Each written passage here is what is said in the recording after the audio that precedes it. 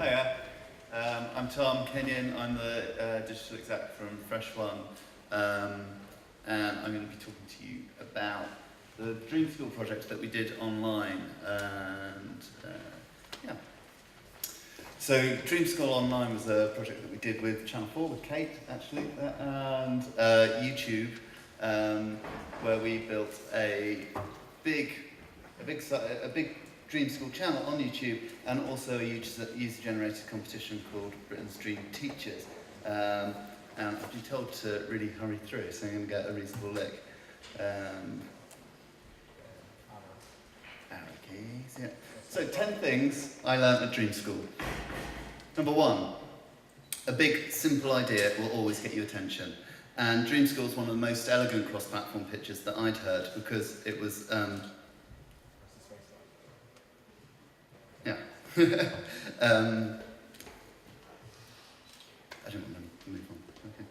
Okay. Yeah, Dream School was one of the most elegant cross-platform pitches I'd heard, because the idea was so simple but made complete sense for the platforms involved. And for anyone who didn't watch the show, the basic concept was Jamie Oliver brought together some of the world's top experts in a school to inspire kids who'd fallen out of mainstream education back into learning. And the idea that was pitched to me was that the drama of the school will play out on TV, and the lessons will all be available to watch in full online. And anyone who's pitched a crossover this week will know it's really hard to get a 2-line pitch for a cross-platform project. So Dream School had a big idea, and it also had a cause, which was to share these lessons, which is hours of factual content material, with the world. And that got Google's attention, and they came into the room with us very early on, and this project chimed with their vision to get more educational content on YouTube, and they wanted to partner with us and were willing to put their money where their mouth was, providing a 6-figure Next Steps scholarship fund for Dream School students. So that was quite a big success from a big idea. Lesson 2 was that simple ideas are really actually very complex. And the thing about a simple idea is that there's a lot of room for interpretation. And the main interpretation that I got said back to me almost every time I introduced this, like, oh, I get it, it's like TED for kids. And then I'd shiver. Because this clearly wasn't like TED for kids. From all the Fresh One production meetings I went to, it became clear that they weren't talking about lectures.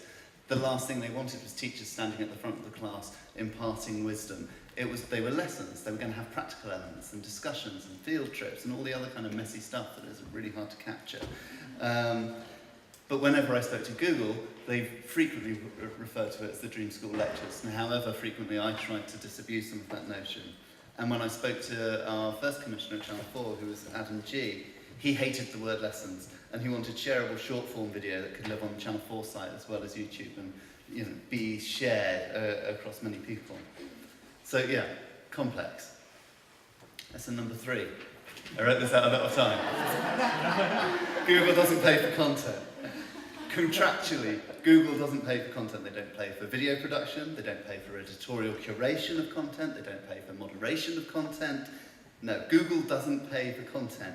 And that fund that they provided us for helping the Dream School kids definitely wasn't paying for content. However, lesson 4, a grand don't come for free. And YouTube may not be evil, but they are business people, and their interest in Dream School was quite specific. They want educational content on their network so that teachers will consent to unlock the YouTube website in their schools.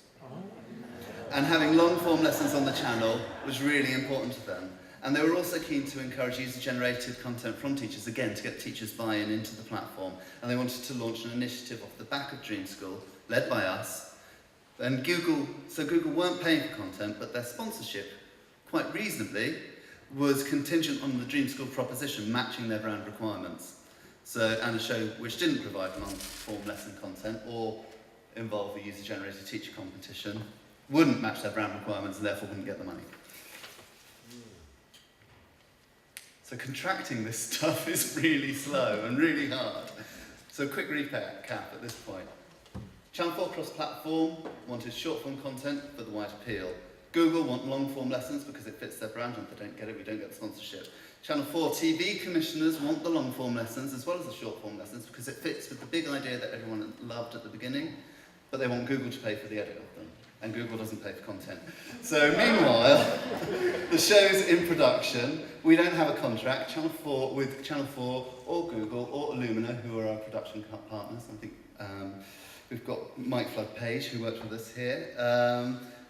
And we didn't get a contract until Christmas Eve, and the show went out in February. And it was only when we got a contract with Channel 4 that we could start contracting with Google. It was slow and messy, and it took a long time.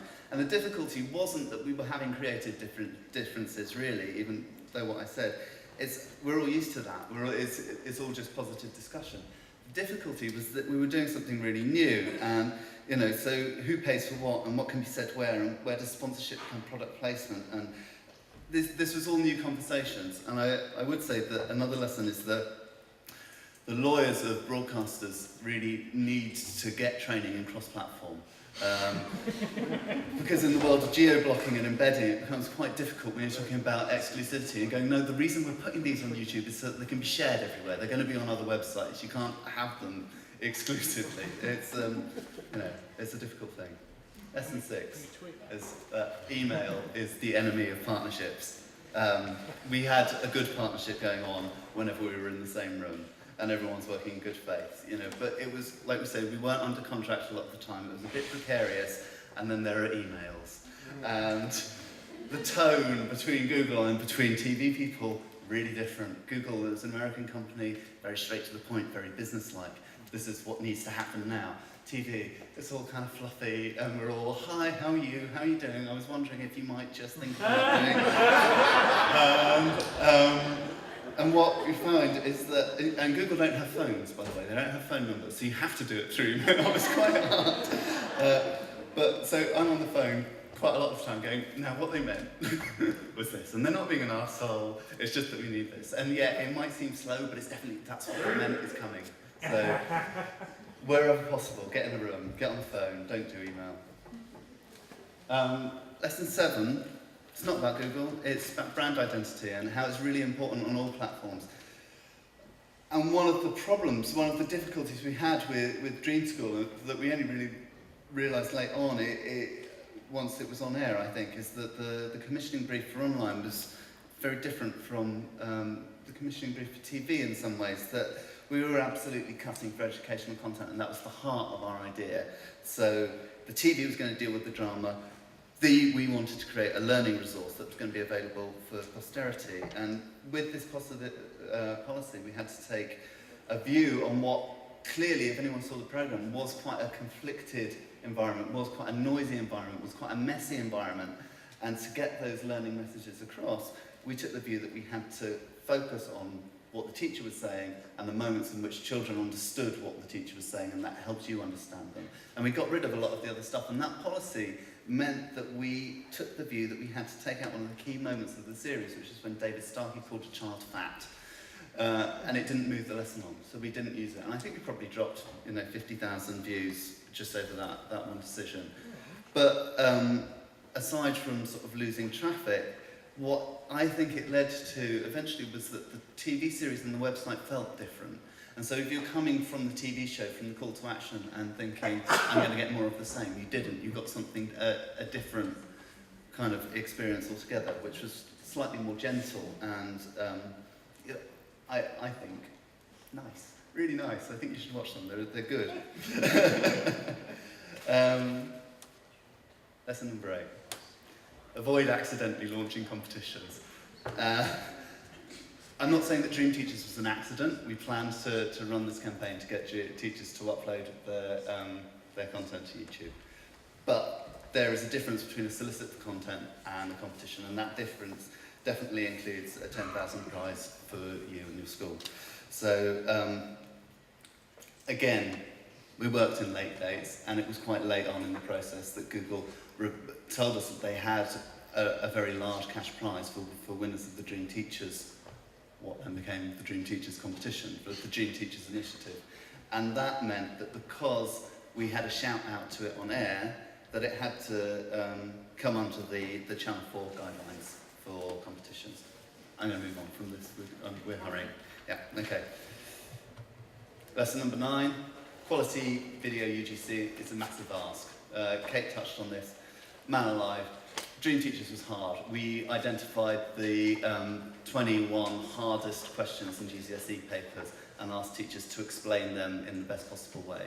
And because it was a very high barrier to entry, we got over 75% of our submissions in the last 36 hours of the competition, and basically spent about 6 weeks of the competition with no real content on the site. So that's a hard balance, but you've got to think really carefully about what you want from your UGC content. And lesson number 10 is a lesson from Lord Robert Winston, who was one of the teachers at Dream School. And seriously, it's like a beak of earth. Lessons that I learned from Dream School included how to make a perfect steak, how DNA testing works, what longshore drift is, stuff that I didn't know, and that lesson content is out there, and I think that's a really good thing, and I recommend, watching some of them, because actually those lessons are really entertaining in a different way from the TV show. Thank you very much.